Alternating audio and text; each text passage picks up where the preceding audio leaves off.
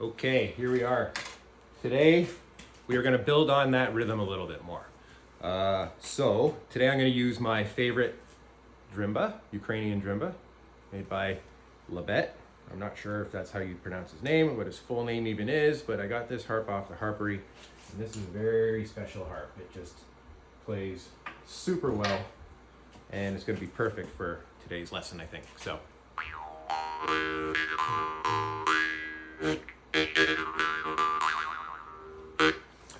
we are going to work on a little bit of timing and building this rhythm a bit more so that it's something that hopefully is going to sound cool and something to build towards and work on and practice. And then if with some of the other sound effects and noises that you are hopefully practicing and able to pick up, you can start implementing those into this rhythm in different ways, different variations, and just kind of making it yourself. I'm going to recommend an app called Soundbrenner, and it's what I use. It's free. And it's what I use to tune my harps, so I don't know how totally accurate it is, but it seems to work well across apps on different phones, and even my proper tuner comes in pretty close. But it also has a metronome on it. And we're going to start off with about 80 beats per minute, which is nice and slow. And it's in what's called 4/4 time. So if you count along, 1, 2, 3, 4. 1, 2, 3, 4. And if we maintain that rhythm, if we remember, let's just stop this for a second. The last video, I worked on a pattern where you were using your bell ring, followed by, I think it was a breathe out versus a breathe in. And you can change that any which way you want. If you want to breathe out first, then breathe in, or breathe in first, breathe out after.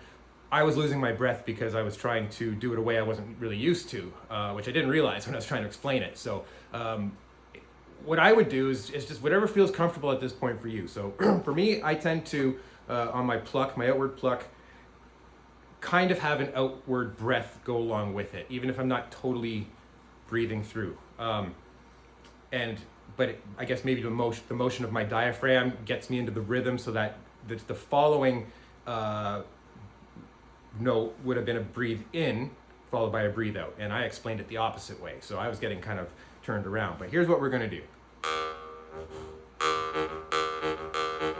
So that's bell ring, breathe in, breathe out with a slight rest in between.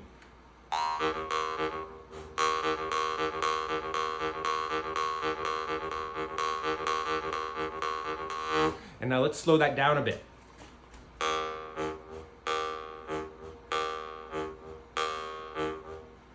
Let's put it to the metronome.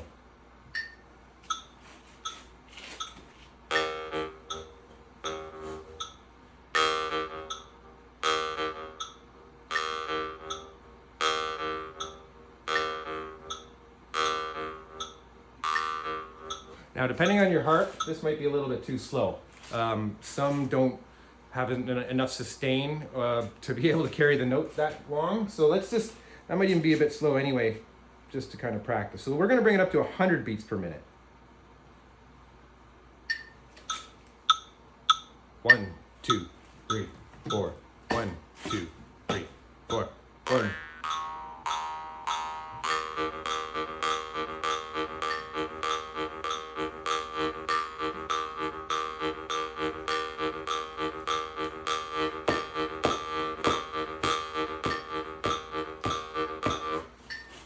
Could be a little fast.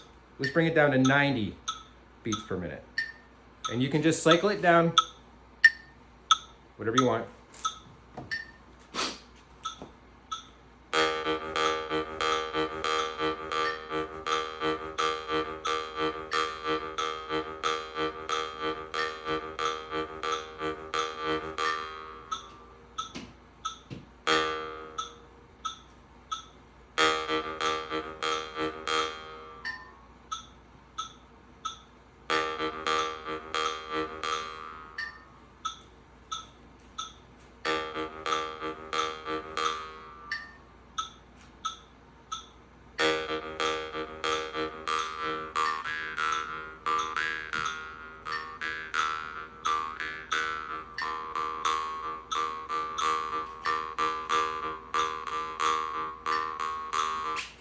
what I'm doing there, I started getting bored of the pattern and starting to just change it around. And the idea is you want to start feeling the count so that you're getting that count in your head. And just start off with something even.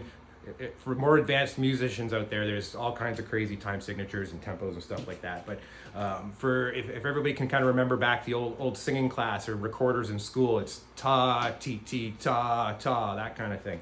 So if you slow it right down,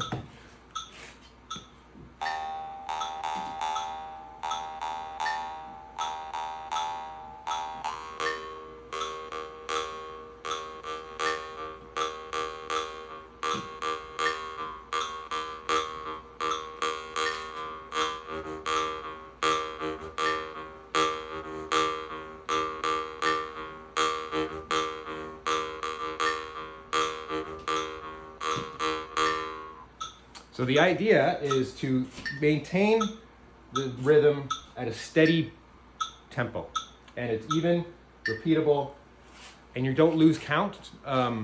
Maintain the 4 counts. If you lose one of the beats, it can often be very awkward to get back onto that count, or you lose the listener because you've now started counting completely off and the listener hasn't followed on. So practice 4/4 time, a steady count, and just simple rhythms with a harp that you can do some different articulations with, either via plucking to get the ta, ti, ti, ta, the different notes, or try it with your breath.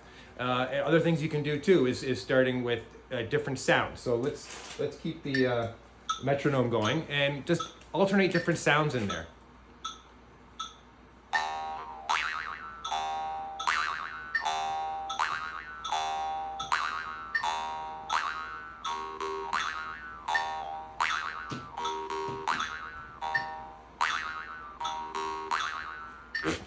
So that was really just boing, boing, boing, boing. Literally, some of these sounds are what you think they sound like and how you make them. So that's boing, boing, boing, boing. And I was just timing my yo-yo-yoings to be at the same tempo as the rhythm and the pattern that I was just doing. So again, the key is if you were trying to get some of these odd noises and you're experimenting with sounds, a lot of the times if you're just going to start getting out there and plucking away with no sense of time and no sense of rhythm or some sort of repeating pattern, it can just unfortunately sound like garbled noise, and that's what drives a lot of people nuts. And I think that's why my wife hates this thing so much, because when I first started getting into it, I was all over the place, and I'm a drummer. So practice, steady timing, simple beat, baby steps before we can walk before we can run. Adios.